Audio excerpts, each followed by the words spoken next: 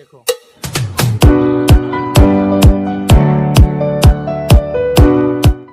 আমরা এখন যাচ্ছি মায়ের মন্দিরে। যে মন্দিরের কথা শুনলে অনেকের গা ছমছম করে, অনেক ইতিহাস জড়িত আছে। আজ থেকে প্রায় 300 বছর আগে, মিনিমাম 300 থেকে 350 তো হবেই, কারণ এখানকার মন্দিরের সম্বন্ধে অনেকটা অজানা। এই মন্দিরটা কোথায় অবস্থিত দেখতে পাচ্ছ, আমার ডান দিকে প্রচুর পরিমাণে জঙ্গলের ঝোপঝাড় থাকা জমি, আর ঠিক আমারও ডান দিকে বাঁ দিকে তার সাইডে জঙ্গল। এই সময় কিন্তু বর্ষাকালে প্রচুর পরিমাণে জল জমতে দেখা যায়। যেহেতু এখন শীতকাল, সেই শীতকালে মাটি ফাট ধরেছে, সেমন জল টল কিছু দেখা নেই, কিন্তু যে সমস্ত শুকনো বন যেগুলো ছিল, আগাছা ছিল, সেগুলো পুরোপুরি শুকিয়ে গেছে। তো বেশি কথা বলবো না, চলো সরাসরি চলে যাই মায়ের মন্দিরের উদ্দেশ্যে। এই হচ্ছে পুরনো মনসা মায়ের মন্দির। আজ থেকে প্রায় 300 বছর আগে তৈরি হয়েছিল এই মন্দির।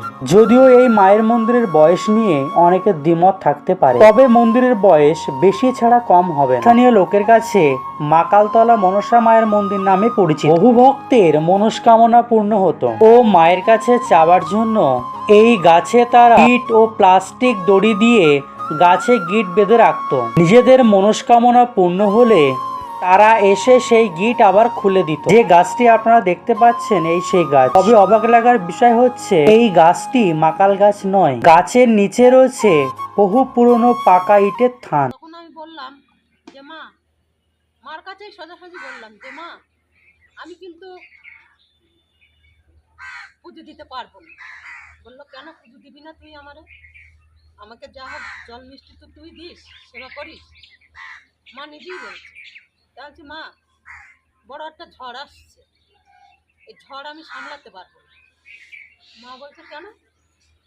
ঠিক আছে, আমি দেখছি বলে একদিনকে মা আমাকে বলছে, দেখ, তুই পুজো দিবি, কোনো দায়িত্ব থাকবি, কোনো দায়িত্ব থাকবি, তোর ঘরে একটা ঝড়টা আসছে।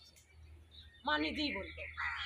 তা সত্যিকার একটাই বলে কি, মন্দিরে যা ভালো মন্দ করে আমি নিয়ে, আমি সেটা মা দেখছি, আমি নিই। আমাকে মা যেটা হাতে করে দেবে আমি সেইটা নেবো, তাছাড়া আমি নেবো না।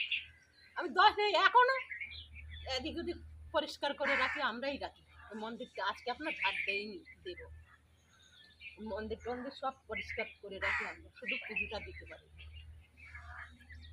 চাবির দায়িত্ব নেওয়া মানে বিশাল। এই 8 মাসেতে এই গাছ ভেঙেছিল, এই যে গাছটা দেখছো না, গাছে লেগে রয়েছে সিঁদুর, কোথায় আছে বিশ্বাসে মিলাই বস্তু। তাই এই গাছকে গ্রামবাসীরা ভক্তি ভরে পূজা করে থাকে, কাল গাছ মনে করে। তবে এই মন্দির নিয়ে বহু ইতিহাস জড়িয়ে রয়েছে। যখন মায়ের মন্দির প্রথম তৈরি হয়েছিল, তখন বাঁশ খুঁটি বেড়া দিয়ে তৈরি হয়েছিল। বহু মানুষের সমাগম হতো এই মন্দিরে। তবে এখনো জাগ্রত এই মায়ের মন্দির। কালের বিবর্তনের ফলে সবকিছুই চেঞ্জ হয়েছে মায়ের মন্দিরের পরিবেশও।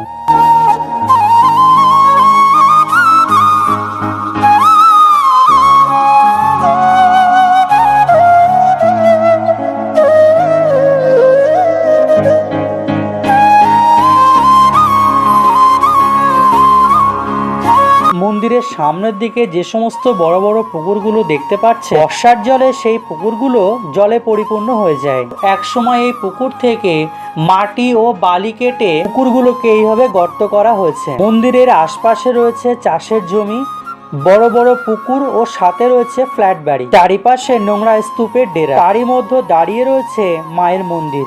বছরে 2 সময় মায়ের পুজো হয়।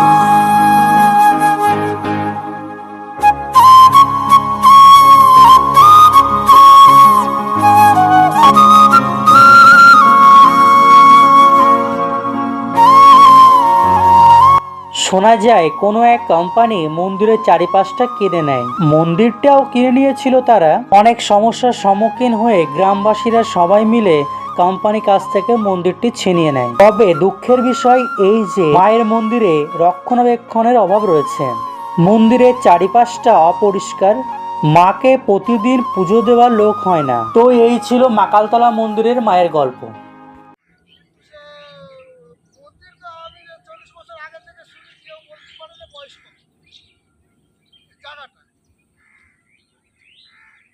তাও কত বছর হবে আনুমানিক? মানে মায়ের নামে জমিটা রেকর্ড আছে, তাই তো? আমরা দেখেছিলাম এখান থেকে পুজো দিয়ে গেলে সর্দি সাপ চলে আসে। মানে এতটা জাগ্রত ছিল। এত জাগ্রত ছিল। সেই জাগ্রত মনোভাব কি আগে কোনো দেখা যায় এখানে? হ্যাঁ এখনো দেখা যাবে তো, কদিন আগে এখানে এসে ফাঁক করে এত চোখ দাঁড়িয়ে গেছে যায় এখানে। হয় মানে কোনো ভুল টুল হয়েছে। ভুল টুল কিচ্ছু না এখানে লোক বসে এখানে চেয়ারা গাছ এখানে গল্প করছে, এখানে এসে সবসময় থাকে। আজও এই মন্দিরে মাকে দেখা যায়, কিন্তু এই মন্দিরকে দেখভাল করছে কি? দেখভাল পাড়া থেকে পাড়া পাড়া থেকে থেকে করে লোকজন করতেছে, লোকজনের কাছে চাবি থাকে। সেরকম হয়। মানে প্রতিদিন মায়ের পুজো হয় না? না এখন হয় না, কেন হয় না? এই মুহূর্তে চাইছো কি? মানে মায়ের পুজো দেখভালের জন্য কি লোক চাইতো? প্রত্যেকের লোক চাই দেখার জন্য। সব লেগে রয়েছে, সব আমি করছি। তার মানে রীতিমতো একটা কথা স্পষ্টভাবে আমরা জানতে পারলাম, এই মাসি আর এই কাকু কিন্তু প্রতিদিন, এনারা কিন্তু স্থানীয় লোক, প্রতিদিনই কিন্তু এখানে আসেন, পরিষ্কার পরিচ্ছন্ন রাখার চেষ্টা করেন, যতটা সম্ভব হয় আমরা মাকে পুজোটা দেখভাল দিতে করেন। কিন্তু দুঃখের বিষয়, এদের একটাই প্রশ্ন, একটাই কষ্ট, যে মাকে আমরা টাইম মতো পুজো দিতে পারি না, দিতে পারি বা না। পুজো দেওয়ার জন্য যে একটা নির্দিষ্ট করে মানুষের প্রয়োজন এই মন্দিরে, তারা কিন্তু চাইছে না। এই তো মায়ের যে বাৎসরিক পুজোটা হয়, ঠিক কোন সময়টাতে মায়ের পুজোটা হয়? জ্যৈষ্ঠ মাসে হয়, সেখানে এই সেখানে মায়ের পুজোটা হয়। কেমন কেমন ধরনের লোকজন কেমন আসে? লোক ভালো, আমাদের সারাতে গান বাজনা হয়। সারা এলাকার থেকে আসে?